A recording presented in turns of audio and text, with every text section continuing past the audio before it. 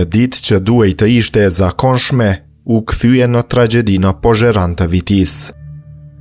Një burr 61 vjeçar doli në balkonin e shtëpisë së tij, por vetëm pak qaste më vonë ndodhi ajo që askush nuk e priste.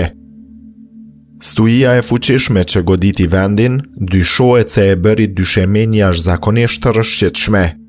Sipas policisë, 61 vjeçari rrëshqiti aksidentalisht në balkon, u rrëzua dhe pësoi lëndime të rënda në kokë. Pavarësisht ndërhyrjes së shpejtë, ai u transportua me autoambulancë drejt qendrës emergjente të spitalit të përgjithshëm në Gjilan, ku mjekët konstatuan se kishte mbërritur pa shenja jete. Viktima është Nazim Pira, një emër i njohur në Pozheran, jo vetëm si banor i respektuar, por edhe si mbështetës i palodhur i sportit lokal. Klubi KF Vllaznia në Pozheran e kujtoi si një nga përkrasit më besnik, duke shprehur ngushëllime për familjen, të afërmit dhe të gjithë ata që e njohën.